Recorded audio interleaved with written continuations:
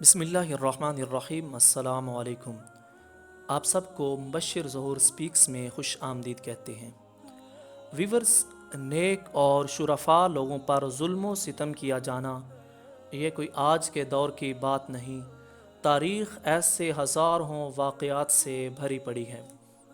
جب ظالم بادشاہوں کے دور میں شرفا لوگوں کو قید و بند کی صعوبتیں برداشت کرنا پڑیں اور ان کے ظلم و جبر کے سامنے وہ سیسا پلائی دیوار بنے رہے اور حق کا علم بلند کرتے رہے، ایسے ہی تاریخ میں ایک عام واقعہ ہم سب کو ملتا ہے جس کو ہم اصحاب کہف کے نام سے جانتے ہیں۔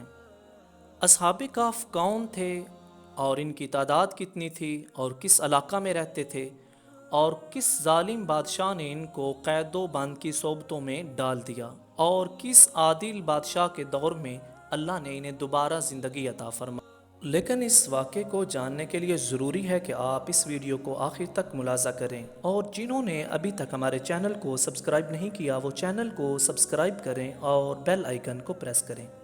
حضرت عیسیٰ علیہ السلام کے آسمان پر اٹھا لیے جانے کے بعد عیسائیوں کا حال بے حد خراب تھا۔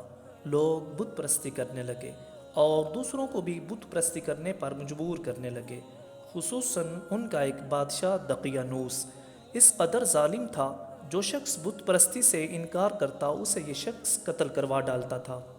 ویورز، اصحاب کہف شہر افسوس کے شرفا تھے جو بادشاہ کے معزز درباری بھی تھے، مگر یہ لوگ صاحب ایمان اور بت پرستی سے انتہائی بیزار تھے۔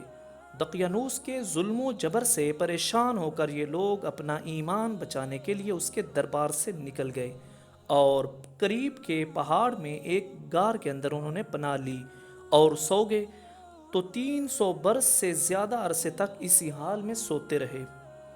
دقیانوس نے جب ان لوگوں کو تلاش کروایا تو اس کو معلوم ہوا کہ یہ لوگ غار کے اندر ہیں، تو وہ بے حد ناراض ہوا اور غضب میں یہ حکم دے دیا کہ غار کو ایک سنگین دیوار اٹھا کر کے بند کر دیا جائے تاکہ یہ لوگ اسی میں رہ کر مر جائیں اور وہی غار ان لوگوں کی قبر بن جائے۔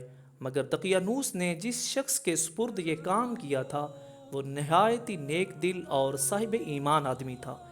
اس نے اصحاب کہف کے نام، ان کی تعداد اور ان کا پورا واقعہ ایک تختی پر لکھ کر تانبے کے صندوق کے اندر رکھ کر دیوار کی بنیاد میں رکھ دیا اور اسی طرح کی ایک تختی شاہی خزانہ میں بھی محفوظ کرا دی۔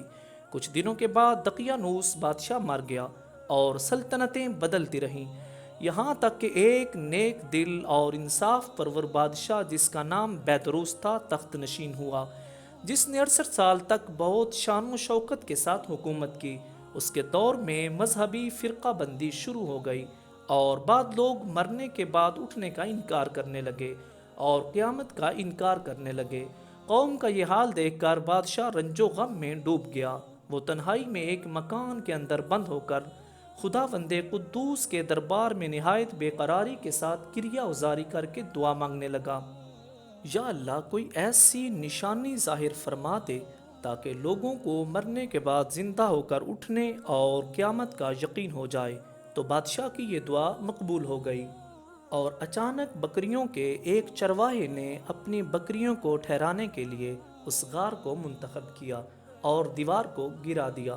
دیوار گرتے ہی لوگوں پر ایسی ہیبت اور دہشت سوار ہو گئی کہ دیوار گرانے والے وہاں سے بھاگ گئے اور اصحاب کہف بحکم الہی اپنی نیند سے بیدار ہو کر اٹھ بیٹھے اور دوسرے سے کلام اور سلام میں مشغول ہو گئے اور نماز بھی ادا کر لی۔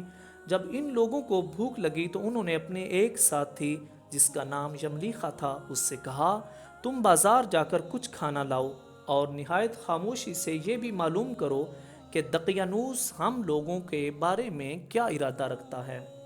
یملیخا غار سے نکل کر بازار گئے اور یہ دیکھ کر حیران رہ گئے کہ شہر میں ہر طرف اسلام کا چرچا ہے اور لوگ اعلانیہ حضرت عیسیٰ علیہ السلام کا کلمہ پڑھ رہے ہیں۔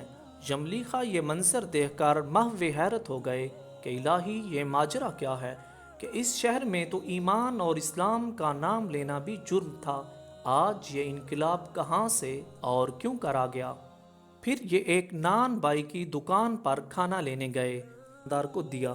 جس کا چلن بند ہو چکا تھا، بلکہ کوئی اس سکہ کا دیکھنے والا بھی باقی نہیں رہ گیا تھا۔ دکاندار کو شبہ ہوا کہ شاید اس شخص کو کوئی پرانا خزانہ مل گیا ہے۔ چنانچہ دکاندار نے ان حکام کو کہا کہ اس شخص کو اپنی قید میں لے کر اس سے پوچھ گچھ شروع کر دی جائے اور اس سے پوچھا جائے کہ اس نے یہ خزانہ کہاں سے لیا ہے۔ یملیخا نے کہا کہ کوئی خزانہ نہیں ہے، یہ ہمارا ہی سکہ ہے۔ حکام نے کہا ہم کس طرح مان لیں کہ یہ تمہارا سکہ ہے؟ یہ سکہ 300 برس پرانا ہے اور برسوں گزر گئے، اس سکہ کا چلن بند ہو چکا۔ تم ابھی جوان ہو، لہٰذا صاف صاف بتاؤ کہ مسئلہ کیا ہے۔ یہ سن کر یملیخا نے کہا کہ تم لوگ یہ بتاؤ کہ دقیانوس بادشاہ کا کیا حال ہے۔ حکام نے کہا کہ آج روئے زمین پر اس نام کا کوئی بادشاہ نہیں ہے۔ ہاں، سینکڑوں برس گزر گئے کہ اس نام کا ایک بے ایمان بادشاہ گزرا جو بت پرست تھا۔ یملیخا نے کہا کہ ابھی کل ہی تو ہم لوگ اس کے خوف سے اپنے ایمان اور جان کو بچا کر بھاگے ہیں۔ میرے ساتھی قریب ہی ایک غار میں موجود ہیں، تم لوگ میرے ساتھ چلو، میں تم کو ان سے ملا دیتا ہوں۔ چنانچہ شہر کی کثیر تعداد اس کے ساتھ غار کے منہ پر پہنچے۔ اصحاب کہف یملیخا کے انتظار میں تھے۔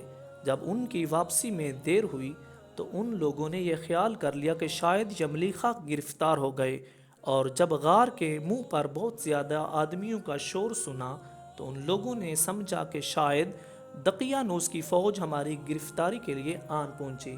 تو یہ لوگ نہایت اخلاص کے ساتھ ذکر الہی اور توبہ استغفار میں مشغول ہو گئے۔ لوگوں نے غار کے منہ پر پہنچ کر تانبے کا صندوق برآمد کیا اور اس کے اندر سے تختی نکال کر پڑھا تو اس تختی پر اصحاب کہف کا نام لکھا تھا۔ یہ بھی تحریر تھا کہ یہ مومنوں کی جماعت اپنے دین کی حفاظت کے لیے دقیانوس بادشاہ کے خوف سے اس غار میں پناہ گزین ہوئی۔ تو دقیانوس نے خبر پا کر ایک دیوار سے ان لوگوں کو غار میں بند کر دیا۔ اور ہم یہ حال اس لیے لکھتے ہیں کہ جب کبھی بھی یہ غار کھلے تو لوگ اصحاب کہف کے حال پر تو لوگ تختی کی عبارت پڑھ کر حیران ہو گئے، اور ان لوگوں نے اپنے عادل بادشاہ بیدروس کو اس واقعہ کی اطلاع دی۔ فوراً ہی بیدروس بادشاہ اپنے امراء اور عمائدین شہر کو ساتھ لے کر غار کے پاس پہنچا۔ تو اصحاب کہف نے غار سے نکل کر اس عادل بادشاہ سے معانقہ کیا۔ تو عادل بادشاہ نے اپنی داستان اور ان لوگوں نے اپنی سرگزشت کو بیان کیا۔ بیدروس بادشاہ سجدہ میں گر کر خداوند قدوس کا شکر ادا کرنے لگا کہ میری دعا قبول ہو گئی، اور اللہ تعالیٰ نے ایسی نشانی ظاہر کر دی جس سے موت کے بعد زندہ ہو کر اٹھنے کا ہر شخص کو یقین ہو گیا۔ تو اصحاب کہف بادشاہ کو دعائیں دینے لگے کہ اللہ تعالیٰ تیری بادشاہی کی حفاظت فرمائے، اب ہم تمہیں اللہ کے سپرد کرتے ہیں۔ پھر اصحاب کہف نے السلام علیکم کہا اور غار کے اندر چلے گئے اور سو گئے، اور اسی حالت میں اللہ تعالیٰ نے ان لوگوں کو وفات دے دی۔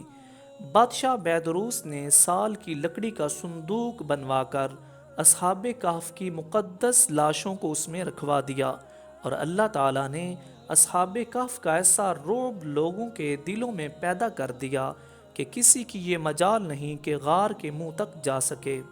اور اسی طرح اصحاب کہف کی لاشوں کی حفاظت کا اللہ تعالیٰ نے سامان کر دیا۔ پھر بیدروس بادشاہ نے غار کے منہ پر ایک مسجد بنوا دی اور سالانہ ایک دن مقرر کر دیا کہ تمام شہر والے اس دن عید کی طرح زیارت کے لیے آیا کریں۔ پھر سوال یہ پیدا ہوتا ہے کہ اصحاب کہف کی تعداد کتنی تھی؟ حضرت عبداللہ بن عباس رضی اللہ عنہما نے فرمایا کہ میں انہی کم لوگوں میں سے ہوں جو اصحاب کہف کی تعداد کو جانتے ہیں۔ پھر آپ نے فرمایا کہ اصحاب کہف کی تعداد 7 ہے اور 8واں ان کا کتا ہے۔ اس واقعے سے ہمیں بہت کچھ سیکھنے کو ملا کہ مرنے کے بعد زندہ ہو کر اٹھنا حق ہے، اور دوسرا جو اپنے دین اور ایمان کی حفاظت کے لیے اپنا وطن چھوڑ کر ہجرت کرتا ہے، اللہ تعالیٰ غیب سے اس کی مدد فرماتا ہے، اور اس کی ایسی مدد کی جاتی ہے جس کا وہ سوچ بھی نہیں سکتا۔ اور تیسرا ہم کو یہ بھی معلوم ہوا اللہ والوں کے ناموں میں برکت اور نفع ہے۔